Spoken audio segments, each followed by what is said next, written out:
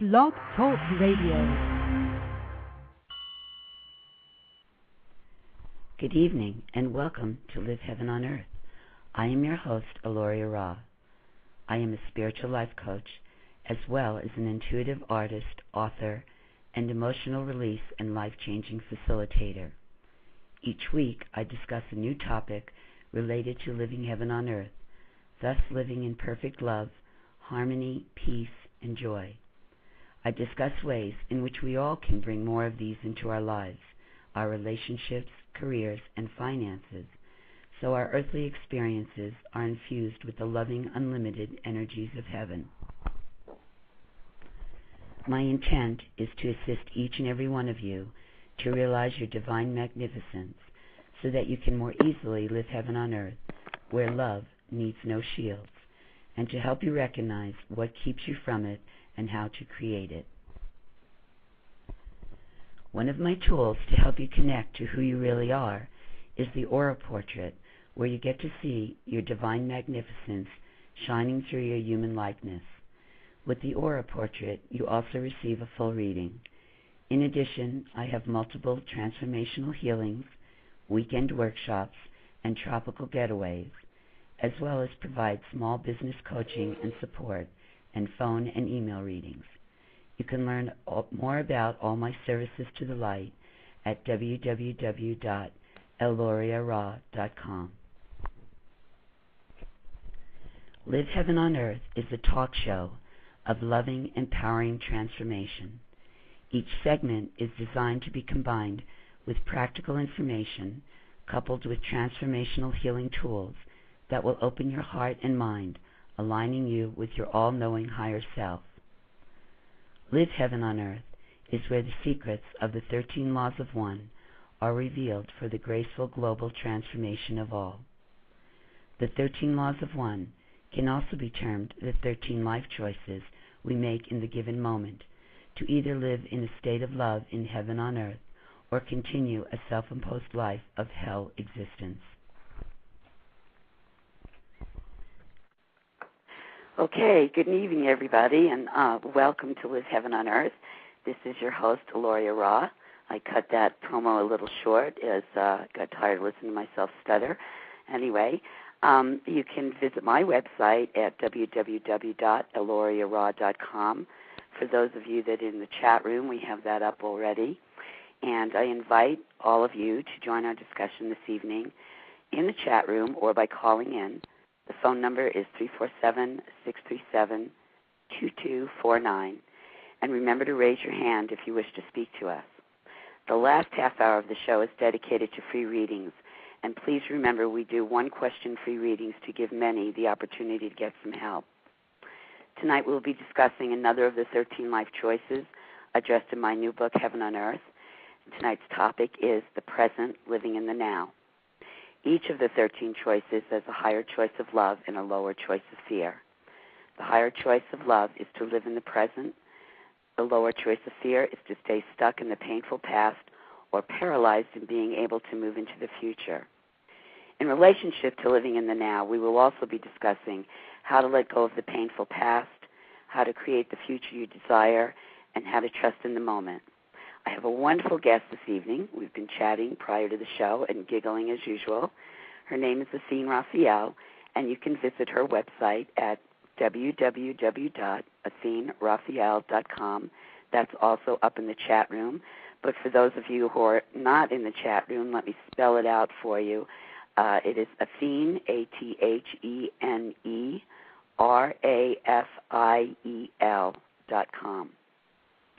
Athene is an author, an empath, a medium, and a spiritual teacher. She believes in your power to create the changes you desire, and she has been helping individuals and groups for over 20 years from all walks of life. Welcome, Athene, to Live Heaven on Earth. Hey, Eloryia, how you doing? I'm good, and you? I'm doing pretty good. Good. Had an interesting day. Yeah? Well, we'll talk about it a little bit when we get into it. I want to help those. I know that there's a lot of your own clients and audience from your own previous radio show online tonight, but we also have a lot of listeners that aren't familiar with you yet, so I'd like to do just a little interview so we can help get them acquainted with you. Is that okay with you? Oh, sure. That'd be great. Great. Well, why don't we start out by telling us a little bit about what it is you do? What it is I do. Actually, what I do is I consider myself to be a messenger of light. I consider myself to be one of the special people who has been able to move beyond her physical reality world into multi-dimensional frequencies and attune myself with different stages of heaven, if you will. Also, I've been speaking to those crossed over since I was like 10, and I love to write, and I also love being a human being. Great. So tell us a little bit about how you got started in this whole world of metaphysics, spirituality, or whatever you choose to term it. Well, for me, I think like so many others, it's like I was able, from the time I was a very small child, maybe 2 or 3 years old, not able, but I actually was seeing energy and auras on the mountains and in things outside, and more so life away from people. It seems like the people that were around me were in a pretty distressed way. So I found my beauty in things that were outdoors. And then I had a grandmother that was also an old Indian woman, and she would sit with me for hours, and she said we were just looking out the window. I think we were meditating, I'm not sure.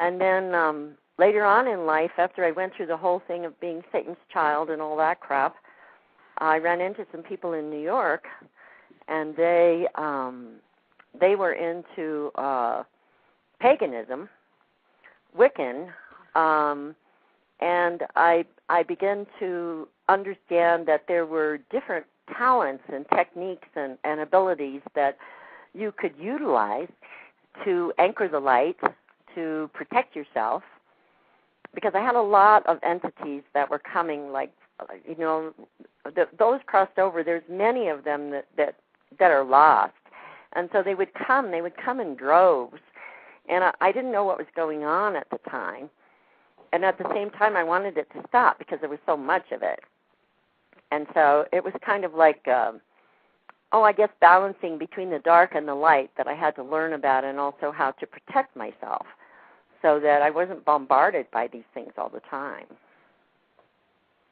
Mm-hmm. And so anyway, that was I was about 30 at that time. I'm 60 now, so about 30 years ago.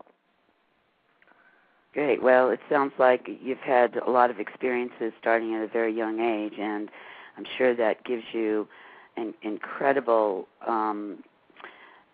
depthness and ability to help many people that are going through similar experiences, or also working, coming into the light and helping to shift their lives. So can you tell us a story or two about, some people you've helped and some of the techniques or modalities that you use in order to, help them learn what they want to learn? One of the things that I find extremely valuable is one of the topics on the show tonight, which is, I call it emotional release.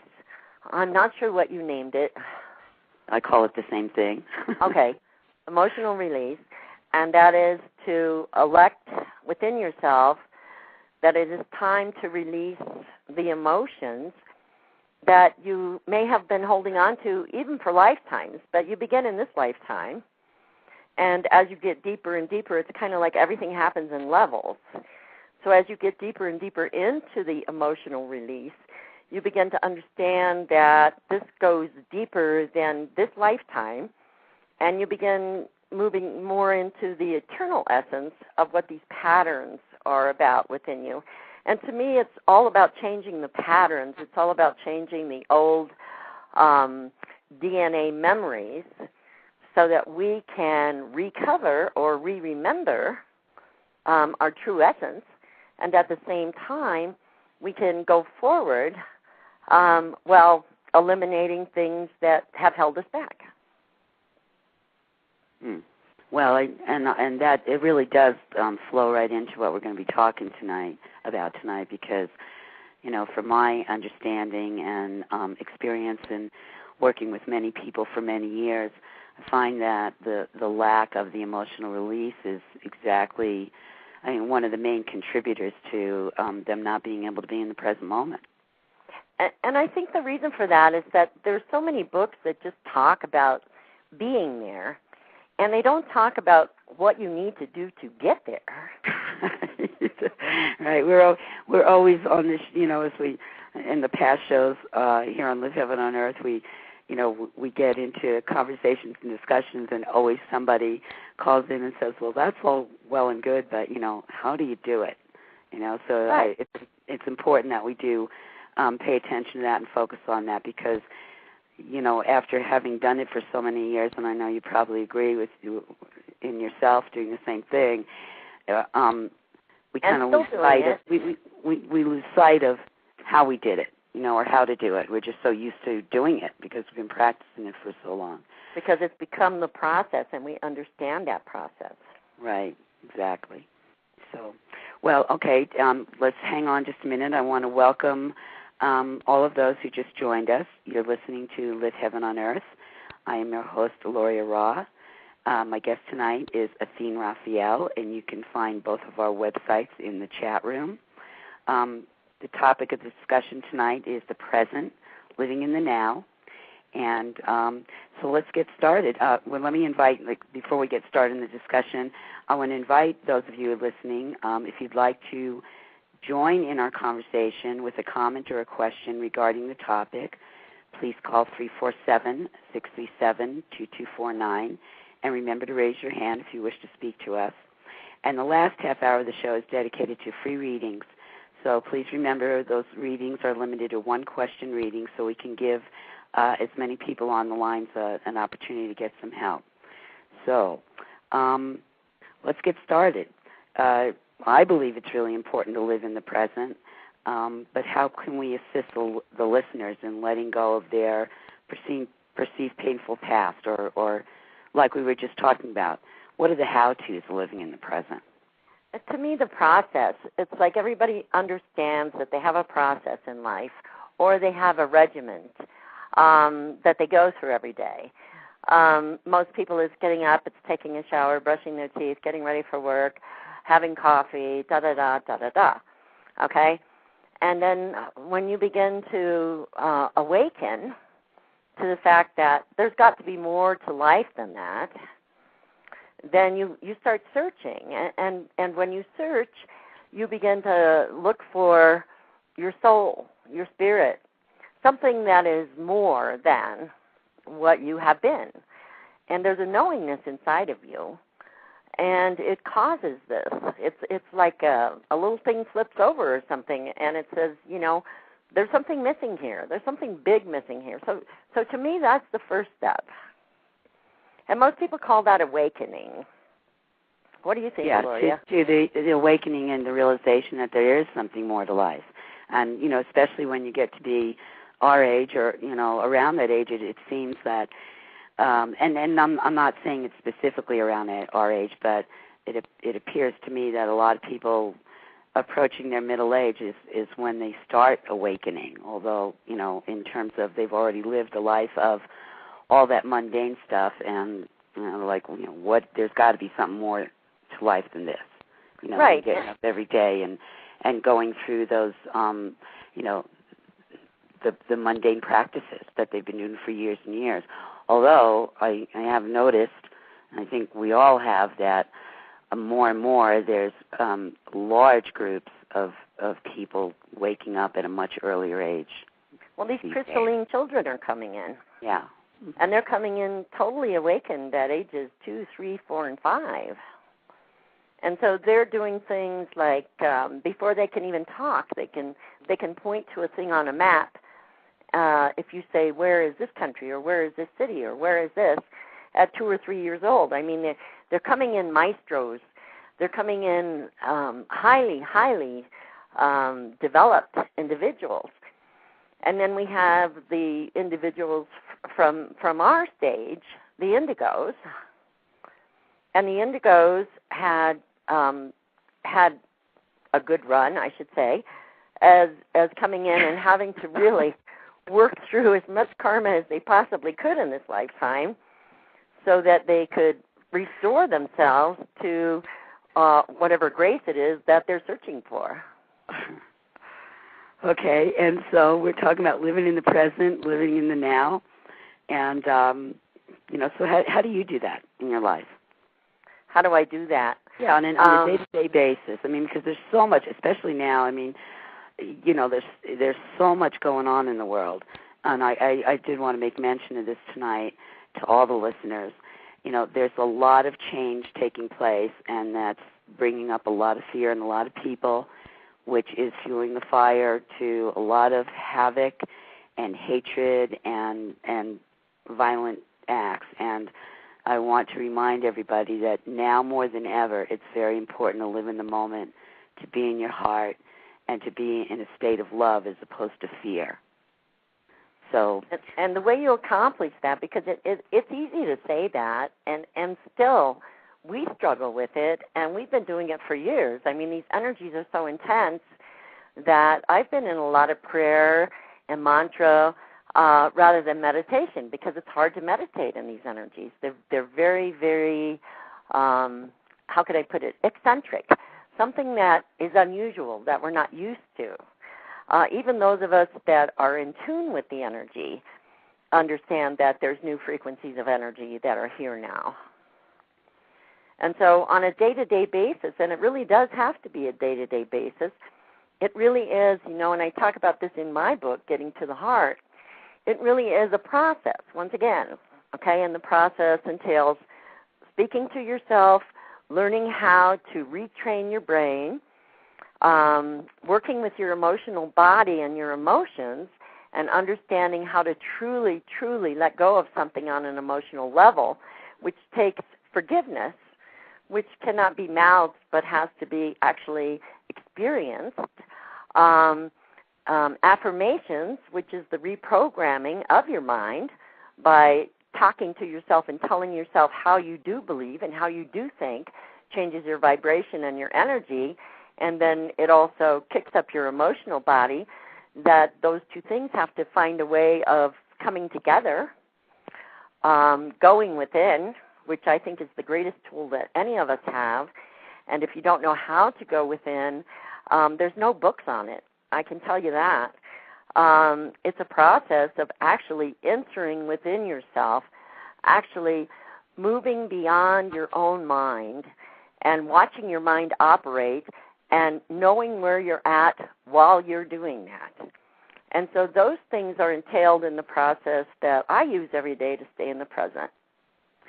So you kind of, and you can correct me if I'm mistaken, it sounds to me like you're talking about being an observer of yourself as you're going throughout the day. No, not throughout the day. This is just with the going within stuff. Okay. Throughout the day, being present is not observing yourself.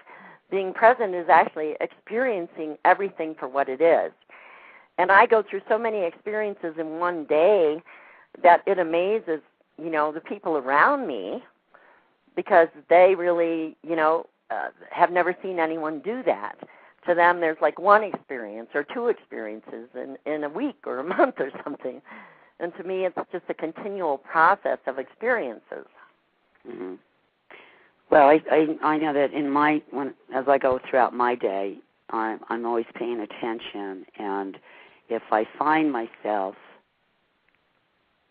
thinking about some regret from the past or worrying about some future event that hasn't occurred yet, that's a way for me to immediately recognize that I'm not in the present moment.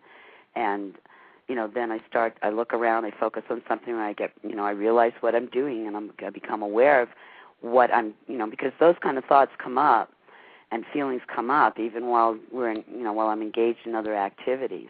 Right, and so what do I do with those thoughts and feelings when they come up?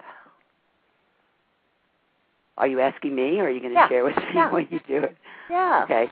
What I do with those thoughts and feelings, the first thing I notice, and I know that my own listeners have heard this over and over again, and they'll continue to hear it, I stop and I feel what I'm feeling, and to determine whether I'm feeling good or I'm feeling bad, and I keep it that simple.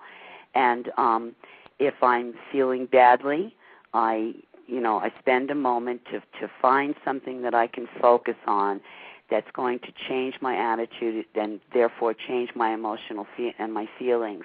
And that gets me back into the present moment. Even if it's something as simple as, some beautiful flower that's just bloomed in the greenhouse of the house or something. I use the technique to get back into the moment of focusing on something that's in my presence that I can see with my eyes and I can feel a sense of goodness out of, and that brings me back to the moment. And then once I'm in that moment, I can have the conscious, aware choice of choosing to do what I want to do in the next moment that's going to make me feel good rather than make me feel bad. Okay. So in fact, could we call that, a distraction? Yeah, I would call it. I could call that a distraction, but not a distraction in terms of being in denial of anything or an unhealthy distraction. Right. I mean, right. We want to be. We're going to be. We're distracted all day long. We're talking about bringing in healthy distractions, right?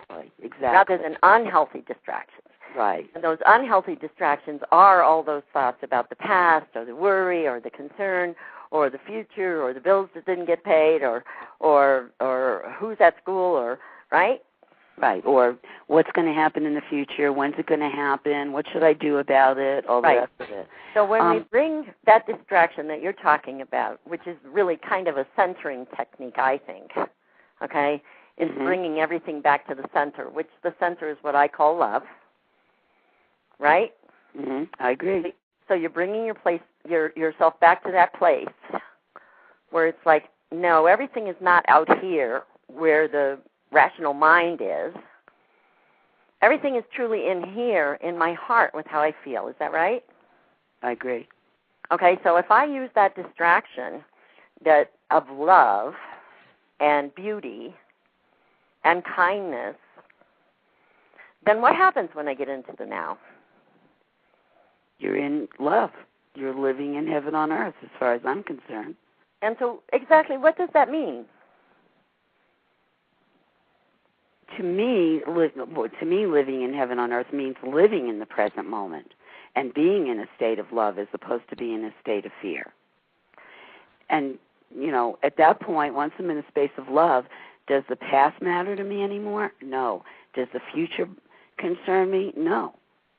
I'm choosing to live, like I said, live in heaven on earth, which means to me living in love. And so if your heart isn't opened, or if you don't understand how to get your heart chakra open, can you do that? No. Well, if I don't have, no, I know that from practices and processes I've been through over the years. So we should talk about that a little bit, about the heart chakra. And so we are, but we've got a couple of callers that have been on for a while now. I'm going to go ahead and take a call if that's okay with you. Sure, that's fine. Okay, but before I do that, I want to welcome those that just joined us. You are listening to Live Heaven on Earth. I'm your host, Eloryia RA, and my guest this evening is Athene Rafiel. You're invited to call in and join in the discussion at 347-637-2249.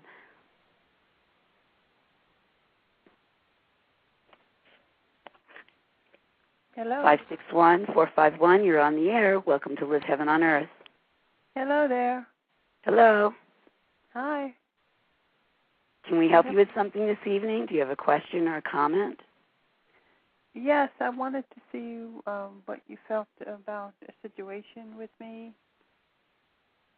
I am applying for some assistance with moving into my new apartment, and I just wanted to see if you felt that this would go in my favor. Athene, you want to take that one? Oh, I thought readings were at the end. They are. Okay, well, then you take it. Okay. Okay, it sounds to me we do hold our free readings for the last half hour of the show. So if you'd like to call back in, we'd be more than happy to address that for you because we're hot on the topic right now about living in the present moment. Okay. Okay, and we'd be happy to take your call between 8 and 8:30 regarding your free reading. Okay, thank you. All right, thanks. Bye. Okay, Athene, what were you asking me? What were you talking about? How to open up our hearts. Yeah, it's like, people need to get into and study about the chakras so that they can understand the different levels of consciousness that are contained within them, and also what their aura is about, what that magnetic or that powerful energy is that everybody exudes and everybody exchanges everywhere all the time, and most people just ignore it, or they feel bombarded by it and they don't even know why, and they're depressed and they're sad or they're angry. You know what I mean?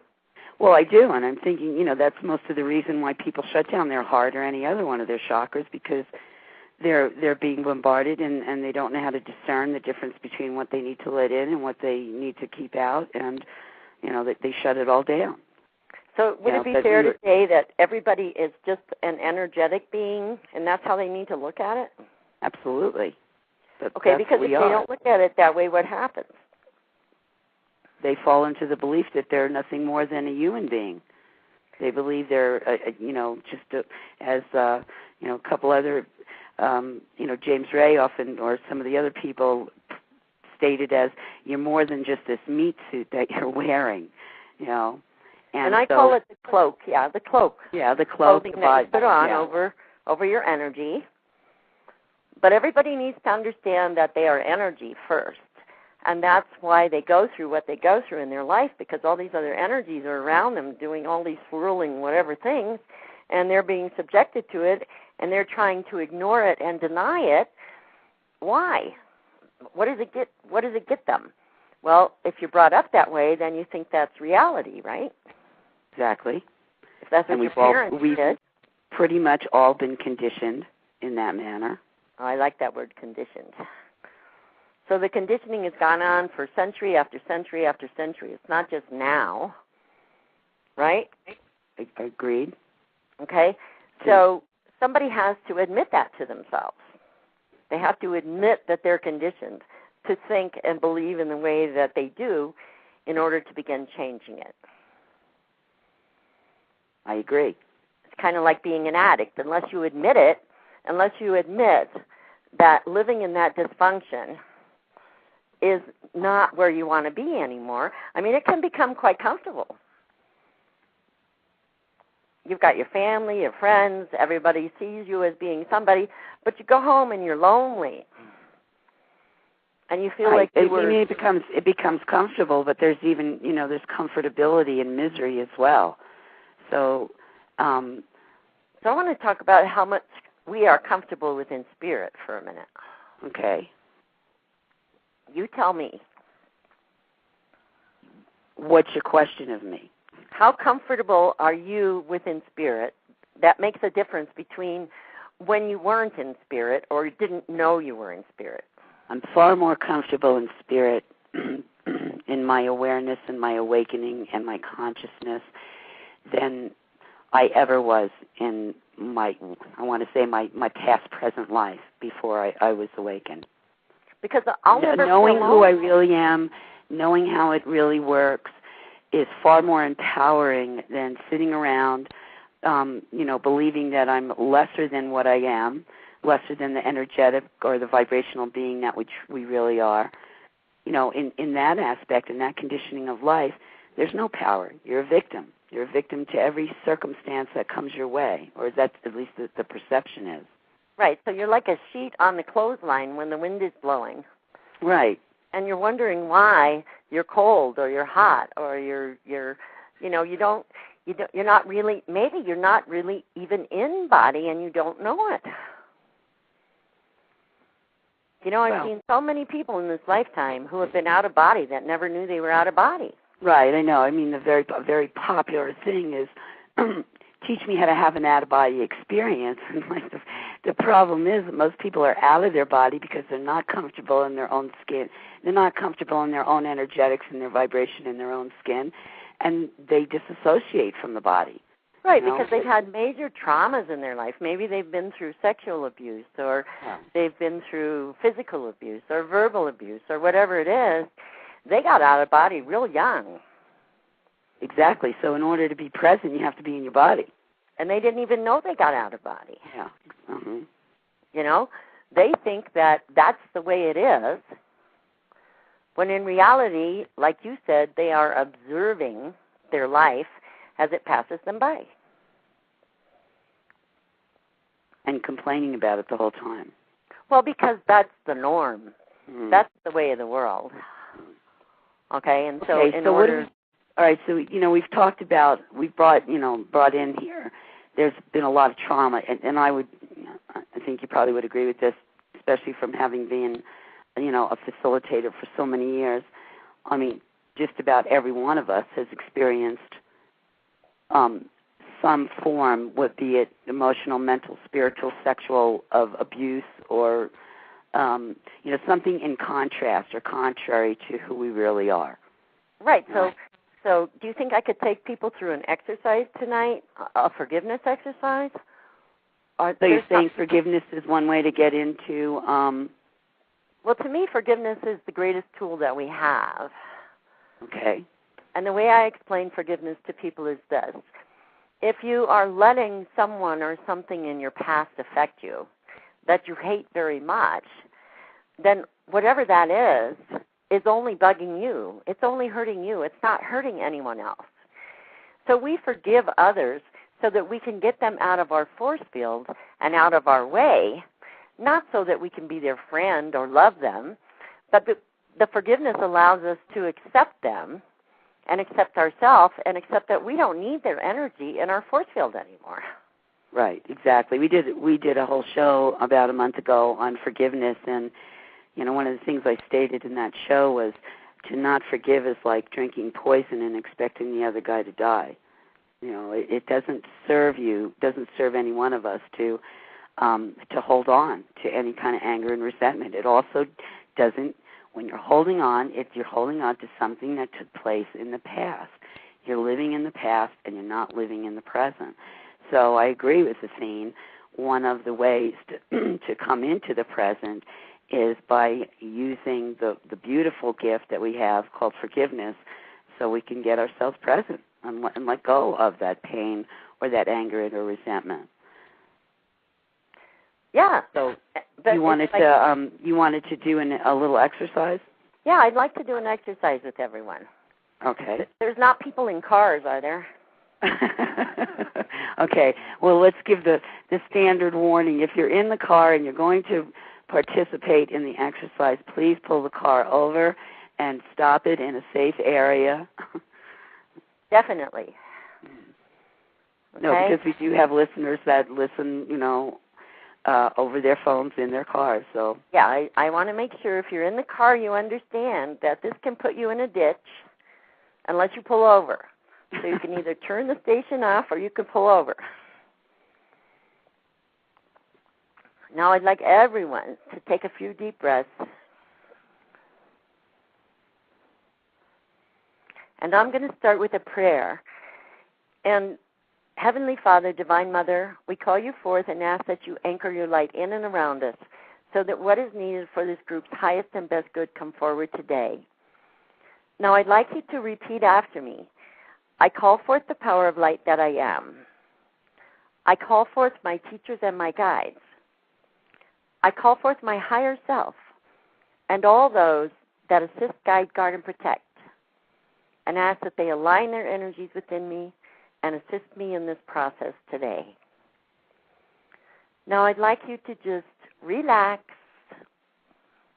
know that you are safe, and know that it is time for you to make a discovery, to open a door for yourself, to remember something very, very important to yourself.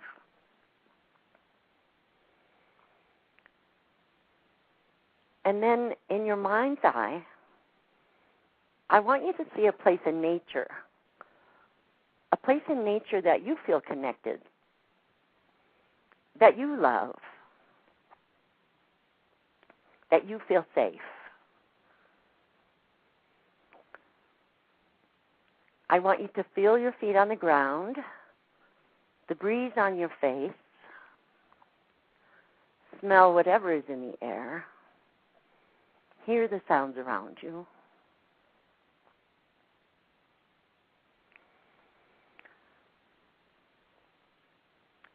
And I want you to see yourself on a pathway. And as you're walking down this pathway, you're going to find a very wise, kind, loving being coming towards you. And it might be someone you've known in the past, or it might not. But it's a very, very dear, loving energy. It's very, very wanted and familiar and needed. And as this being comes closer to you, it's as if when you look in each other's eyes, there's just a knowingness there, a sharing of that love, and a memory of what a good friend this is and has been for a very, very long period of time.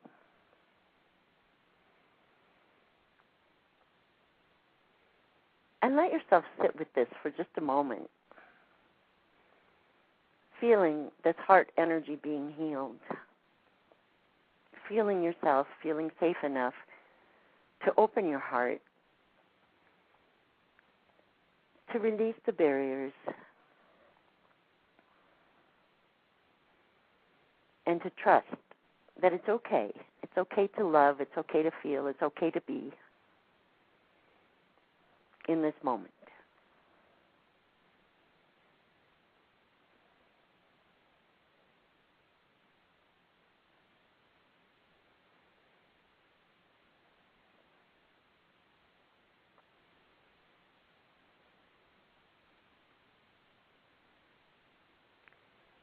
Now thank yourself.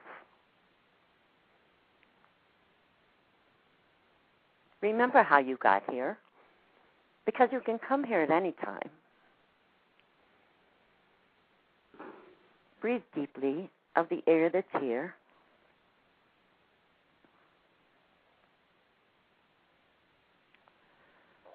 Become a radiant beam of light. Expand yourself out in every different direction imaginable.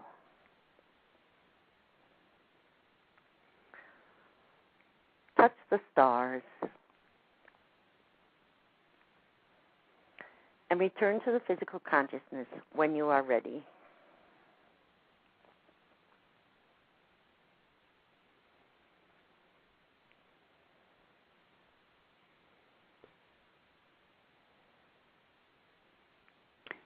That was very beautiful and very heart-opening and a beautiful exercise to get anybody at any time into the present moment. And it's not hard. It's really not hard. It's just practice, making it part of your routine. Saying every day I need to take a little journey to this place in nature. I need to find all the loving energy and essence and beings that I can. I need to remember what love is. I need to remember what being present is. Because it's in each person's memory. It's in each person's soul memory. But to me, if you don't know how to go within, you can't tap it. And that's just the way I am. I mean, others may find a different way, but I don't know it. No, I agree. That's one. There are many ways. That's one way. And, I suggest that's something that you do even before you get up out of bed in the morning, because I know that you all notice even before your eyes are fully open, your brain's already in gear in some mental activity regarding the past or the future. Even if it's only a future 10 or 15 minutes from that moment, it's still a future that doesn't exist yet. And you can use the technique that Athene just shared with us all. Before you get out of bed in the morning, take some time to be present with yourself, to feel your feelings and open up your heart to love before you start. And I like to do it when I'm laying in bed at night. I like that before I go to sleep. Well, that would be both. I would say both. Do it before you do it when you go to sleep, and do it when you wake up. In the morning, I get up singing now. This same song runs through my head every morning. It's get up, you sleepy head. Get up, get out of bed. Get up, you sleepy head today. Athene's trying to get a recording contract while she's on the air. Hopefully we've got some. That's the song that runs through my head, and I can't get it out. It runs through my head now. Well, I have one too, but I can't sing. But if you want, I sing the little ditty from. It was a show tune from an old movie with Fred Astaire, I think, and Ginger Rogers about heaven. I'm in heaven, la la la la la. I remember that. That's what I do. When all of a sudden I realize I'm a maniac running around because I've got some thought about the past or some fear about the future. I stop and I kind of stand in place and I start singing and my body starts swaying to the music and I start dancing around. Before I know it, my heart's opened. I'm back in love and off I go. Because there's no place else to be right now. Well, what other place would you want to be right now? Well, I'm just saying, all those scattered thoughts and all those scattered things, they are distractions. And they are actually distracting us from our heart center. They are actually distracting us from being happy. So Absolutely. to practice a new distraction, which is what makes me happy. Exactly. If you're going to make stuff up in your mind, make something up that feels good rather than feels bad. That's right. You're going to be distracted by something that's healthy rather than unhealthy.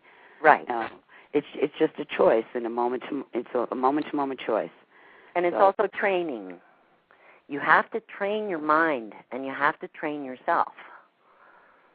Because you've not lived in this world that Eloryia and I speak about. And the only way we got there was by understanding that we didn't want to live in the other world and doing the practices and doing the exercises and listening to the truths and having to follow them and understanding there are laws and there are rules. And we're bound by them, whether we like it or not. No, universal law. It's consistent. One of the other things, too, we also have a good community, and if you haven't established one yet, you start, you put out there, ask for friends that are supportive of you staying in love and being in the moment, rather than people who are unsupportive of it because they're in their own misery and they want you to join them. We have agreements with one another. We get to call up and share what we might, a block or some wall we might hit, and we get to share that, we get to vent it, but the one on the other end of the phone that's listening knows that they're allowing the dialogue to go on only so that they can move the person beyond it and back into their heart and back into love. And that's a big difference than having friends, family, or whomever that you call up and, you do your whining, then they do their whining, and everybody stays in their fear and their past, or they're, afraid of moving into the future, and nobody's in the present moment. So there's something to be said for venting, don't you think? Absolutely. You got to give the victim a voice. But, I'm talking about the difference between allowing the victim the voice with the consciousness that you're going to lift that victim up into a higher understanding of love, as opposed to just whining and complaining about the same thing over and over again. Okay. Right. I want to welcome those that just joined us. You're listening to Live Heaven on Earth. I'm your host, Eloryia RA, and my guest this evening is Athene Rafiel. We are discussing tonight the present, living in the now, and I invite you to call in with comments or questions regarding the topic. The number is 347-637-2249. And also, before you call in, to remind you that the free reading part is held off until the last half hour of the show between 8 and 8:30. I do have a caller on the line. I'm going to go ahead and take it. Is that okay with you? Oh, yeah. Okay. Let's see what they have to say. 786-343. You're on the air. Live Heaven on Earth. Hello? Yes, hello. I really wanted to get a reading. You were waiting for a reading? Yeah. Okay. I'm gonna have to. I don't have a way to put you on hold. I'm gonna have to hang up, and then you can redial in, Okay. and I'll make sure that I take your call as the first one for the reading this evening. Okay. Alrighty. Thank you. Well, I wish there was a way to determine or discern on the switchboard whether people are there for readings or not. Unfortunately, we don't have that available. But those of you who want the readings, just hang on, and we promise we'll get to you. Just call back in and raise your hand, and you can do that right just before 8 o'clock. And then we'll know. That'll help us to determine whether you're trying to join in the conversation that we're having right now, or you want a free reading. So, okay. Well, we're hoping you do both. We're hoping you'll hang out with the discussion, and then come back. And I like to encourage whoever's listening, whether you're on the phone or you're in the chat room. Please don't be afraid to call in and put your so-called 2 cents in. We appreciate it. We adore you for it. We know that every single person, no matter what, has something to share. And when you have the courage to share something in terms of making a comment or asking a question, every single one of us learns and grows from it. And, it's just very appreciated when you choose to participate on that level for all of us.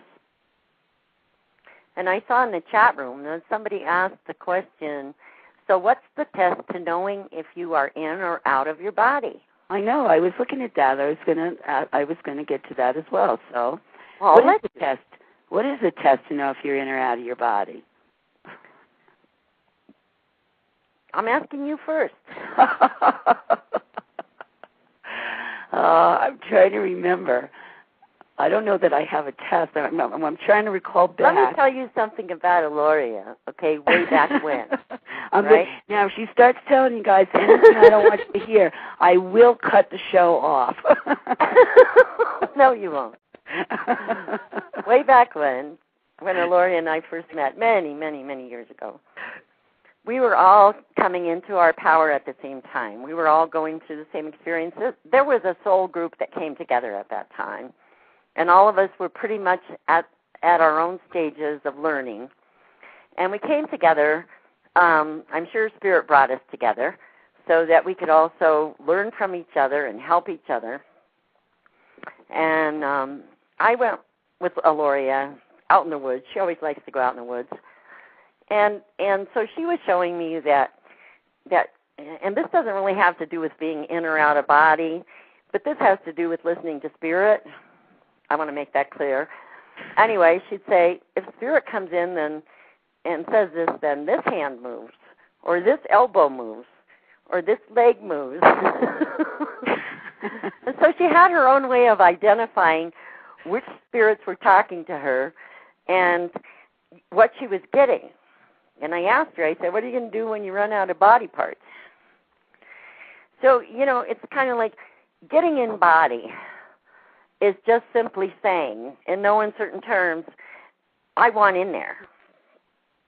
It's like, if I'm out of body, I want in. Because every single thing you say to your soul hears. Every single thing that you demand of your soul has to respond to. So you don't even have to have a test. What you have to do is have the guts and the faith. Well, first you have to have the desire and then follow through with the intention. Well, isn't that what guts are? Yeah, but that wasn't the question, Athene. The question was, what's the test to know if I'm in or out of my body? And by the way, Athene made sure I was very much in my body that day, because she made me carry about 50 tons of rocks to create a medicine.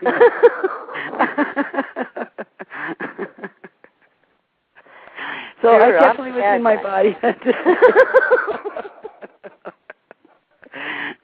Okay, so the question is, what's the test to know if you're in and out of your body? I'm Go out and carry some rocks.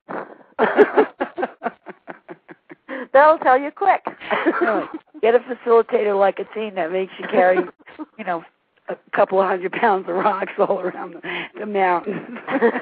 Not just around the mountains, from the city to the mountains where we were going, where there was plenty of rocks already available. Oh, I love my rocks. I love my rocks. You're on your own, girlfriend. You carry your own rocks from now on. Oh, don't worry. I have my friends and my trolleys. Okay, so I'm admitting that I'm stumped. I don't know what the test is to know whether you're in or out of your body. Well, you can't really tell till you're in your body that you've been out of your body. That's why I said you have to tell your soul in no uncertain terms, I want to be in my body, okay? Because you can't tell if you're in or out unless you're in. You can't tell if you're out. If you've been out your whole life, it just seems normal. It just seems natural. Well, it's kind of like, remember when we were kids, I'm sure everyone's done this, when you were little, and sometimes I still do it now, even though I'm supposed to be a grown-up. I lie in bed at night and try to know when I'm going to fall asleep or catch myself falling asleep. And, you try real hard and you try to pay attention, and the point is you don't know that you've been sleeping until you woke up in the morning. And then you have some reference point that you've been sleeping because you're waking up. To me, it feels the same. It's like I agree with the theme. Until you're willing to get into your body, you're not even going to know that you're out of your body. Because it's normal. You think it's normal. And there's so many people that are out of body who consider themselves to be psychics and all of this, and they do talk to spirit, but they don't get any practical application out of doing it. They're not helping themselves. So if you're talking to spirit or spirits and you're not helping yourself by doing that, then you're not in body. Okay, let's move on from that one. I'm going to chalk that one up. I didn't have an answer to a question that was asked. That one's going down in the Akashic records for sure. Okay.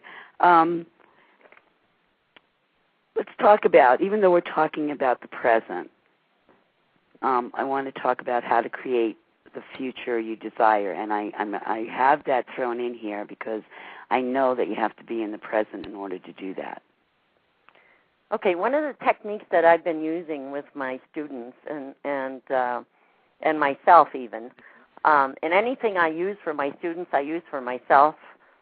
Understand that, audience, okay?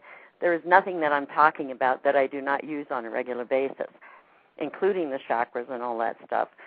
But I create a blueprint of myself in front of me, and with my eyes closed, once again, and in the blueprint, I put all the changes that I see myself being or having, whether that be changes in my thought process, my feeling process, how I look, how I'm received, whatever it is, whether it's, whatever it is. And then after I do that, then I try to merge with that blueprint and actually allow that energy to be taken in by me and become me. Now, in this exercise, if you feel resistance, then there's an aspect of yourself that's resisting that you need to communicate with. And you need to understand why that aspect is resisting. And this also helps to bring up that thing about clearing and cleansing. And to me, the big word is integrating. Because if you don't integrate the aspects of yourself, and not just, these spiritual aspects, which are awesome, but these aspects that have been hurt, have been saddened, have been downtrodden, if you don't integrate those aspects of yourself, then you're never going to find the joy that you're searching for. Well, they're just going to keep creating that same painful past in the future. So anyway, I'm giving an exercise. What do you think of that exercise, Eloryia? I like it. Okay. I like it. But I'm listening to what you're saying, and it brings up, and I've shared this with a number of my clients this last week. I was talking to another facilitator, a friend of mine in the UK, and he shared with me a link on YouTube regarding quantum jumping. Okay, and quantum jumping, the way that I understood the way it was being explained is focusing first on your heart's desire, and then getting in touch with the parallel self in the moment that is living that life already, that living that successful dream, whatever it may be, and whatever it may be related to. And I'm just feeling the same thing what Athene's saying. She's saying, get focused on it and then merge it into who you are right here and now. That's right, because it's who you are right now. It's the changes that we make right now that is going to produce the future. Now, I know we don't have much time before the reading starts, so I just want to put this out there. Eloryia and I have been on our path for a very long period of time. When we met each other, we had lots of visions and memories of past lives. We shared the angels. We had a lot of long history together. One of the things that happened is that all of those, not just Eloryia and I, but all these other people that have been on their path and learning for 20, 30, 40 years, have come into the now. They understand that, and we've all been working towards this, that what we create today is what will stand tomorrow. So if we don't create it, it's not going to be there. We have to do it. And it's not an easy time. It's not an easy time to be creating that beauty and that love, because everything out there right now is against it and saying, no, that can't take place. And so if we really believed that there were light and dark forces, and we said, okay, the dark forces have really kicked up lately because the light was really making headway, and it really was, then we have to understand that it's always the balance between that light and dark, that when we talk about the center, that we have our own light and dark within us, that we have to balance our own light and darkness. And we do that through integration, through loving ourselves, through accepting and understanding and healing the parts of ourselves that have been damaged and hurt in the past. Because if we heal those and we stand in the present, then we've already created our own future. What do you think, Eloryia? I agree. I wasn't paying attention. You busted me. I was looking over the chat to see if there's any questions we need to address here. But I'm sure she said whatever she said was perfect. I'm coming up there to see you. You know that, right? Yeah, I know. I'm in trouble now. I'm not carrying any rocks, though. I can tell you that. Bring Bill with you for that. Okay. Yeah, we are. We're moving into our last half hour, and for those of you that have been listening online without raising your hand, you can go ahead and raise your hand now. And while you're doing that, I want to welcome those of you who just joined us. You're listening to the silliness and the love of Live Heaven on Earth. I'm your host, Eloryia RA, and my guest this evening is Athene Rafiel.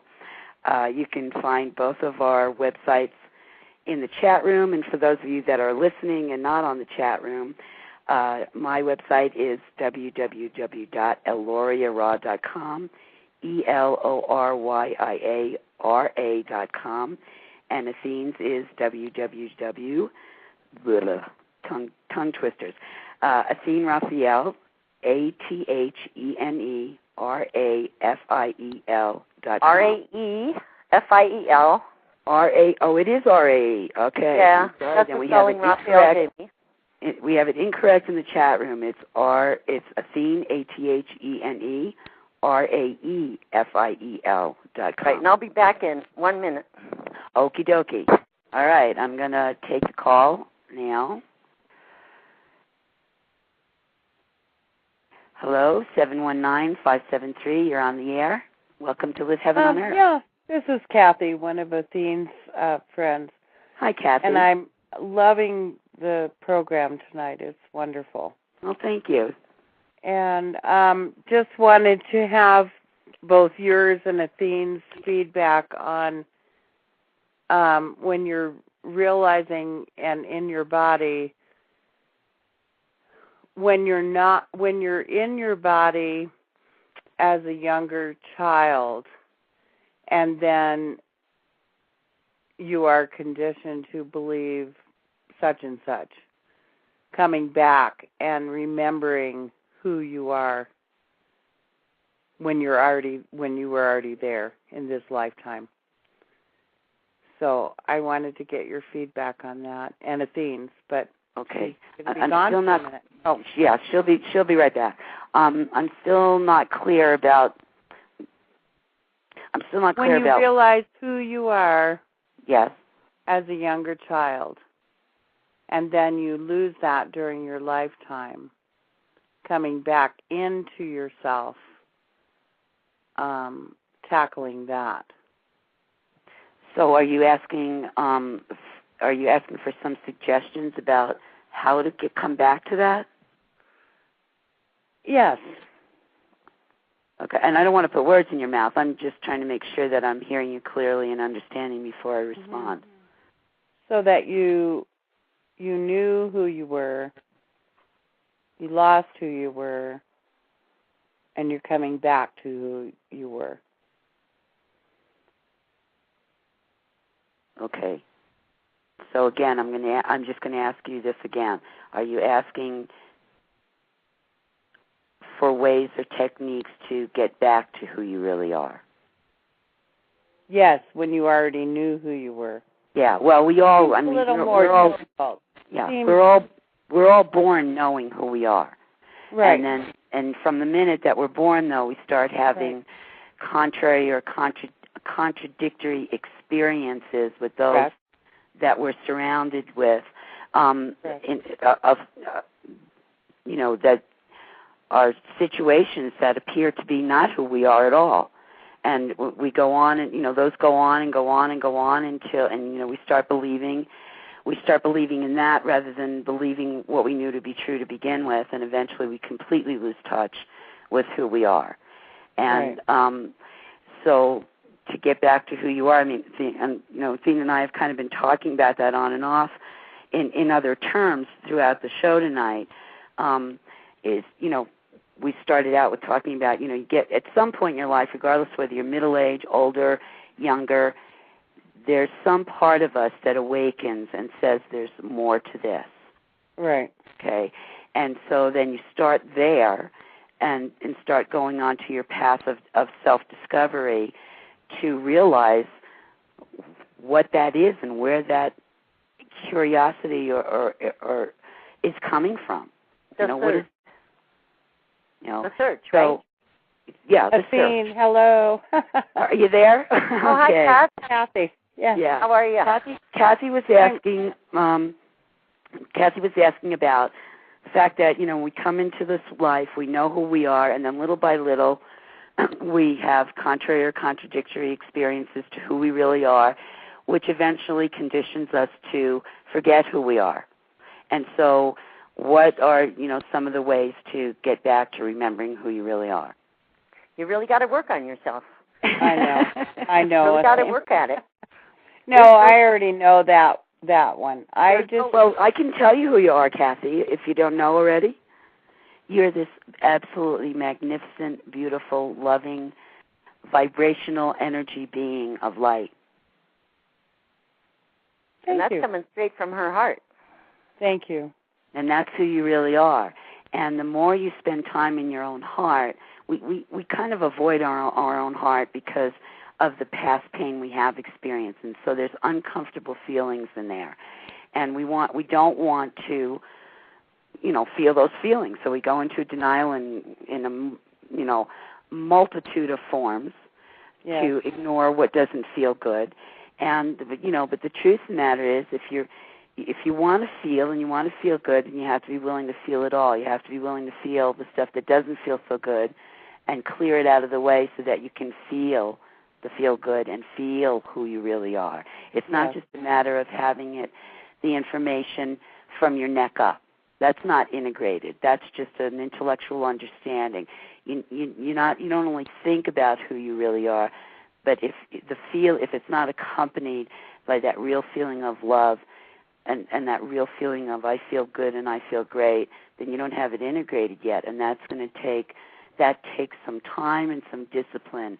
You wake up in the morning reminding yourself by looking in the mirror or doing a little technique to go to a place that feels good. You do it in the evening before you go to bed. And, quite honestly, I do it as many times as I have to throughout the day. Anytime I feel that I'm not feeling good, I know I'm out of alignment with who I really am and I'm not in love. And some days I have to do it 50 times a day. That's why I do it. Isn't that I like feeling, I like not only knowing who I am, I like feeling who I really am. That's right. I agree with her totally. Yes. Okay, so does that answer your question? Yes. Okay, great. Thanks for joining us tonight, Kathy, and asking that question to help us all learn and grow. Appreciate you. Thank you.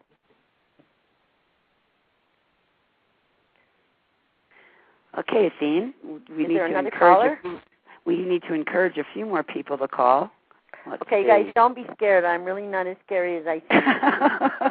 Yes, she is. Don't listen. Come on, call in with your questions. It's okay. I'll let Eloryia talk to you. Oh, nope, not yet. We haven't encouraged them enough to call in. They're in the chat room. They're listening on the phone, but they're not raising their hand. That's okay, you guys, really. Yeah, it is. Take a turn. Get in here. We want to meet you. I mean, you're our favorite people. Okay, well, in the meantime, maybe we can ask a question of each other. Okay. All right, so what's your question tonight, Athene? My question tonight is, let me see. I hadn't thought of one, so I'll have to think of one. I've been having these prophetic dreams. So do you do dream interpretation at all? Oh, I'll give it a shot. Okay, no, I do. I do. Go ahead. Okay, I wrote some of it down here. I know I should have wrote the whole thing down. But it was, and all year last year and into this year, there have been very large animals in my dreams, animals of all types. You name it. If it walks on land, pretty much it's been there. And so that was kind of interesting because in this dream, I had a dream about 2 moons. There were 2 moons. I was seeing them, and I saw them at 2 different times. You know how you see the moon or the moon up in the sky when it's during the day? Mm-hmm. And you see it when it hasn't, and then the other time I saw it was at sunrise, right before the sun rose. And I was safely sleeping and resting on a ledge. There were large animals again, 2 tigers in the form of a yin-yang symbol, another large animal in between them that I cannot now identify or remember. Another animal had chased me with very spread out long white horns, actually boosting me up to my original position. 4 legs, it ran on 4 legs, but also had an animal I had never seen before. So it was kind of like some of those animals that you see in Africa that have the horns and they have the stripes on them. Only this one was completely white, and its horns were very, very wide spread out. So I figured that was a prophetic dream because I was dreaming of 2 moons, and I'd never, people don't normally dream about the moon. And then also all these animals and the fact that they were in that yin-yang symbol. And your feelings while the dream was taking place? Well, there were a lot of other things involved. I mean, you have to understand, I can explain a dream in 15 minutes. Okay, so you really, the answer already, right? But I felt great. I felt great. Okay. Well, I agree with you on the prophetic part, and not all dreams are prophetic. Most dreams are symbolic, and the information has to come to us that way because it's less threatening, and we're more open and willing to pay attention to it when it's in the form of symbol and images than if someone tells us bluntly and outright. But anyway, I agree that it's prophetic, and what it feels to me is that, you know, you were being lifted up in terms of lifted up into the new life, into the new world, into what I would call living in heaven on earth, where there was peace and love. And, you know, the two moons definitely, to me, represent the future. And so, I mean, how important are dreams to this journey that we've been talking about with living in the now? Well, I think dreams are just as important as any other form of guidance that we receive. Because you can really release a lot, right? You can release a lot through dreams. Yeah, you can learn a lot and release a lot. All what, you know, you think you're just sleeping at night. You're not sleeping. The body and the mental part of you might be going to sleep, but the spiritual aspect of you is wide awake and walking and experiencing and learning and moving through you know, the processes that you do during the day as well. It's continuing it on or bringing on new ones. And I think dreams are extremely important, and they need to be paid attention to. Even, you know, if they sound really bizarre, there's, like I said, you know, spirit, we have a resistance that's awake during the daytime because we have our ego up and running and our lower mental body. But at night, that resistance is basically asleep. And, you know, we're shared information through dreams in many ways. Yeah, through form and symbol. You know, so lots of people want to take dreams literally, and they're not meant to be taken literally. Every single symbol and image in a dream has a definition. But I can do release work, and then I can dream it out. Exactly. You know what I mean? Exactly. It'll all come up, and it might be all like confused stuff and all of this, but it's the release work that I've been doing on myself, and I'm dreaming it out. And I'm like, wow, that was really interesting. All right, well, I'll share one with you that I had years ago when I was still unwilling to face my fears. You know, now these days, and I have to thank Athene for this because I was beating myself up about being afraid when facing my fears, and I was talking to Athene about it one time on the phone, and she said, Eloryia, where is it stated in universal law and or man-made law that you're not supposed to be afraid when you're facing your fear? Okay, so that helped me tremendously, and I'll remember you forever for that. Because now years ago I was in denial of my fear and doing everything I could to run away from it, but now I allow myself to feel the fear, and I simply say, I feel the fear, and I'm going to do it anyway. That's right. Okay, I'm going to face. That's how you walk through the fear. But so years ago, when I was not willing to do that, in a dream. I was in a dream, and there were these wild animals chasing me, and I was running from them. And the dream, I mean, no matter how many times I woke up that night and went back to sleep, the dream just continued on.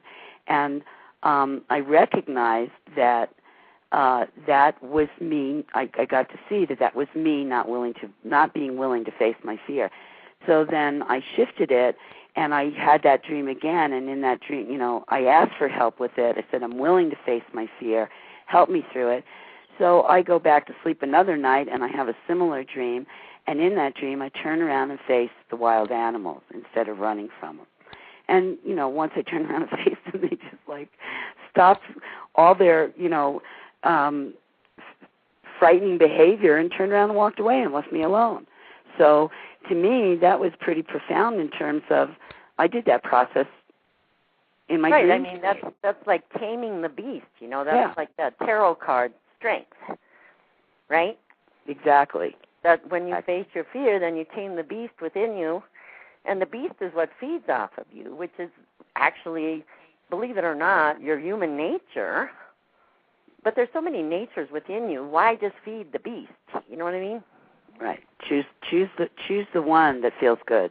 It's like, and again, we're talking about tonight living in the present, and the present and living in the now. And it's like, if you're running from any kind of fear, on any level, you're not in the present moment. So that's okay. It's okay to understand you're not in the present moment, but what's important is to try to get there. Yeah, get there. Get there by, facing the fear and saying, face those fears. I'm afraid of this, but I'm going to do it anyway. That's right. I watched and I observed as I was growing. You remember Georgine House before he died. Yes. And he took me out on the road. He took me under his wing for many years. And I watched him, and as far as I was concerned, he was the best, okay? And I knew him. I knew him to his core. And I watched this man, and I said, this is the most insecure man I have ever met in my life, yet when he goes out there and he reads or he teaches, he is profound. And I said, I have to learn how to do that. So never during the time was I with him did I ask him to specifically teach me anything. It was always like watching the master. Well, that's the way you really teach, is by example. And it was awesome because he had a terrible traumatic life. He had stuttered until he was 22. No one could even understand what he was saying. And you know him. He even stuttered while he was out there reading for people or on the radio or whatever. But it didn't matter because George was there. Yeah, he did it anyway, regardless of what, whatever situations were going on in his life. And I want to tell you, for those of you that didn't know, God bless George. He was an amazing teacher for a great many of us. And if any of you think you've faced your fear, you haven't faced a fear like going and sitting in front of Georgine. Because that man knew how to tell you the truth and tell you bluntly and straight and didn't put up with any ego nonsense on any level about anything. And that's what made him such a great, profound teacher. I mean, we're laughing about it, but tell me you didn't sweat it out the first time you sat in front of George. Hey, I called George for sessions, Uh-huh. He was my only, person that I went to. Yeah. And it always ended up George not telling me anything I wanted to hear. No, he told you the truth. But it always ended up me processing my brains out to get where I needed to go. Because George had that effect. Good man, and thank you for reminding me of him. Come on, you guys aren't calling in for your readings. Hey, you're going to miss out. You only got a little more than 10 minutes left here. Come on. We'll just have to tell some more stories then. Yeah, I guess so. That's okay. We have plenty of them. Well, anyway, I wanted to mention this before the end of the show tonight. You brought up George, and that kind of triggered me and reminded me another great light worker and incredible living, walking heart, a woman I knew many, many years ago and haven't seen since 1994, and another teacher and facilitator. Her name was Kia, or is Kia, and she passed away recently. She spent the last 16 years of her life in Peru, running an orphanage for the children the orphan children in the streets of Peru. I'm just absolutely dedicated, living light and walking heart, and I wanted to share with you that she passed on, but I mean now she's even greater in spirit and probably do 100 times more work than she did here in body. But her website, you can go learn more about her and the kids in Peru and what you might be able to do to be of some help to them down there. That's www.chandlersky.org. I just wanted to acknowledge Kia and let her know that, she'll always be in my heart, as well as millions and millions of people's whose hearts she touched while she was here on Earth. And so many old souls are leaving. Megan left. Mm-hmm. I had a couple other friends die in the past year or so. So you guys need to be happy that you have us out here because a lot of old souls are leaving. I was going to say, you need to be happy that you're still living and breathing and you have time still to enjoy life. Oh, I am happy that I'm living and breathing. Yeah, that's another show. We're going to next week. We'll probably be talking about the value of life and how not to waste it. Okay, nobody wants to ask us a question. I'm feeling really left out, you guys. No, I won't go there. I won't try to guilt anybody into it. If you know. Eloryia lives out there in the woods. I mean, she lives out there in the middle of the woods with the big, big animals, the bears and all that stuff. And so she's very brave. She's faced so many fears. I'm really proud of her. Thank you. Well, that was the story when I was sharing earlier, and when you told me. No, I won't talk about that story on the air. Yeah. Who said you were supposed to be afraid of your fears? I don't have to tell the whole story, but I can tell you when you're standing in front of, a bear standing on his hind legs, measuring about 8'10" from tip to toe, your heart stops. And after I lived through the experience, I was beating myself up for having been afraid while I had the experience, and that's when Athene shared with me, who said you weren't supposed to be afraid when you're facing your fears. Oh. And it's interesting because I have dreams about bears too, and I always play with them. We play, we roll around. There's always the ocean there. So I'm going to bring it back to dreams for just a minute. There's so many levels of dreaming. I mean, there's things called lucid dreaming, creative dreaming. There's that release dreaming. There's prophetic dreaming. A lot of people think that, if you're a psychic and you can dream about bad events coming in the future, that's what, dreaming should be about. And I always figured, who the hell needs to dream about bad events? I can read the newspaper every day. It's right there. So I would rather dream about, awesome things or past lives or, like Eloryia said, future lives. And one of the things with the future is what they call future pacing, which is to kind of see yourself standing in one spot, do that integration that we talked about with the blueprint, and then see yourself stepping forward, step after step after step, and that becoming more and more who you are as you progress through your life. And they call this future pacing. I mean, there's actually a name for it in some schools I've been to. No, there's a lot of comment about past and future, considering we're talking about the present. Go ahead. Well, past, present, future, all the same thing, aren't they? Yeah, they are. If it's all reality, happening at the same time. It's what's going on if it's your reality. If you're stuck in the past, that is your present and your future. Exactly. Okay? And there's no ifs, ands, and buts about it. But if you understand that you are eternal, and so I'm going to tell one more story quick. When I was young, I had two brothers, and we always went rock climbing together. And I don't know, we were maybe 10 years old, right in there. And we were climbing these rocks, and I'm talking mountains. I'm not talking little rocks. I'm talking big rocks. And I got out on a ledge, and I froze. And I was halfway between where I was and where I was going. And my brother, that was the ornery one, he was on the other side. And so he looked at me, and he said, well, he says, you can stand there for the rest of your life. The rest of your life. Or you can come across. Meanwhile, my face is up against this cliff. My feet are on this ledge. I'm about maybe 10, 11 years old.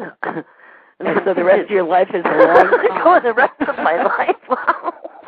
That's a really long time. So I had to overcome the fear and get to the other side. So how did you do that? Did you get present with the rock? What did you do? I got present with the fact that I didn't want to be standing there for the rest of my life. And obviously she didn't, because she's sitting in her home in Colorado tonight on the phone with the rest of us.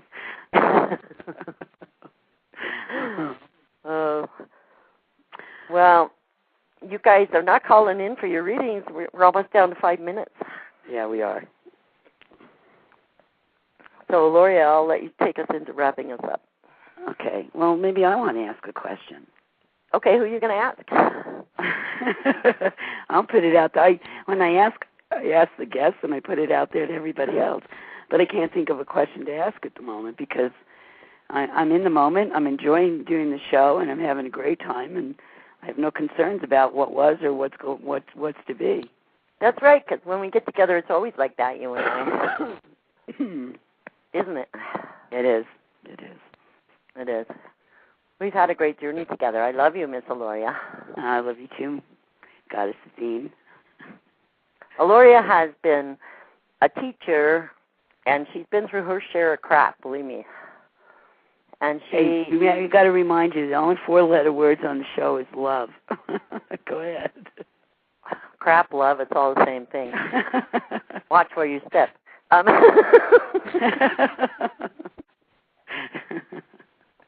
I'm really happy that she has this show. I'm honored to be on it tonight. I'm so glad she invited me. It's exciting. I've had a blast. Thank you, Eloryia. Oh, you're so welcome. Thank you for sharing all the great stories and your wisdom and your love. And I appreciate you equally as much. And stick around, stay on the planet. Oh, I'm not going anywhere anytime soon. I'm looking at the chat here to see if there's anybody that is looking for some information. So quiet they are tonight, huh? I know.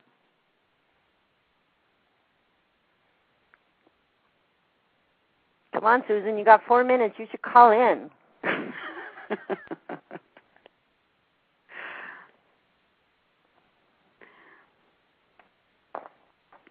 Well, okay, I'm going to wrap it up. So, I did want to mention, is there anything that you've got going on, Athene, that you'd like to promote while you're on the air? I am starting to do teleconferences probably about once a month, I've decided. And they're working really well. And so I'm going to start advertising and doing them on a regular basis. And in my teleconferences, I do a lot of going within exercises to help you to learn to get within. And I just think that there's no way to do it except going there and experiencing it. And I'm very good at taking you there. So, it's one of the gifts that just came out of nowhere many years ago. And I'm just grateful because it really changed my life, and I know it changes other people's lives as well. Okay, great. And again, we got somebody calling in here at the last minute, but I'm going to go ahead and I wanted to share with my listeners. I've been talking about, my amazing tropical retreats in Mexico and the weekend retreats that we will be doing here in Colorado throughout the summer. But I am also going on the road. So if anybody is having trouble getting to Colorado and you'd like me to come to your town to work with you and your friends or your family or whoever it is for workshops, readings, or portraits, transformational healing sessions, or any of the multiple different things that I use to help you realize who you are and to be in love and live in heaven, send me an email, give me a phone call, and let me know you want me to come through, and we'll get something set up and worked out, and I'll be coming your way. So we're down to 90 seconds. I wanted to 60 seconds. Athene, thank you. You've been a marvelous guest. Thank you so much, darling. Have me on again, will you? I will. Okay. Okay. And thanks to all our listeners. I really appreciate your love and your support and you being in love and living in heaven yourselves, because what you do for yourself, you do for the rest of us. So when you make stuff up, make it feel good, and when you get distracted, make it a good, healthy distraction. Love you all, and we'll talk to you again next week. Blessings. Bye. Blessings to all. Good night.